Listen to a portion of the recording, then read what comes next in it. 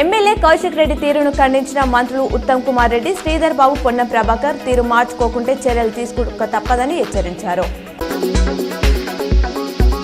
పాడి కౌశిక్ రెడ్డికి తనను ఏ పార్టీ అని అడిగే హక్కు లేదన్నారు జగిత్యాల ఎమ్మెల్యే డాక్టర్ సంజయ్. అభివృద్ధి సంక్షేమాన్ని కాంక్షిస్తూ కాంగ్రెస్ ప్రభుత్వంతో కలిసి పనిచేస్తున్నానని సంజయ్ చెప్పారు. భవిష్యత్తులో కాంగ్రెస్ సభ్యత్వం తీసుకొని కాంగ్రెస్ పార్టీలో చేరుతానని స్పష్టం చేశారు.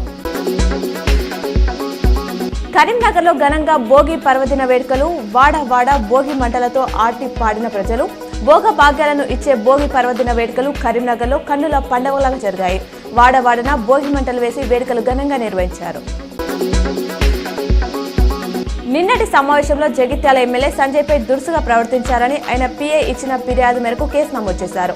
జిల్లా కలెక్టరేట్లో అధికారిక సమావేశంలో గందరగోళం సృష్టించారని ఆర్డీఓ మహేశ్వర్ ఫిర్యాదు మేరకు మరో కేసు నమోదు చేశారు.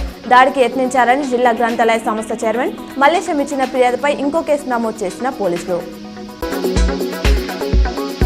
పండగ పూట గోదావరి ఖనిలో విషాదం చోటు చేసుకుంది. లారీని ఢీకొట్టిన కారు తండ్రి కొడుకు మృతి చెందారు. పండగ పూట పెద్దపల్లి జిల్లాలో గోదావరి ఖనిలో విషాదం అలుముకుంది. గాంధీనగర్ వద్ద ఆగిన లారీని కారు ఢీకొట్టడంతో తండ్రి కొడుకు మృతి చెందారు.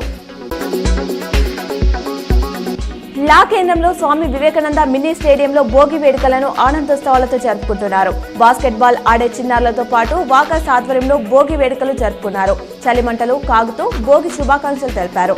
జిల్లా వ్యాప్తంగా భోగి వేడుకలను ఉత్సాహంగా జరుపుకుంటున్నారు.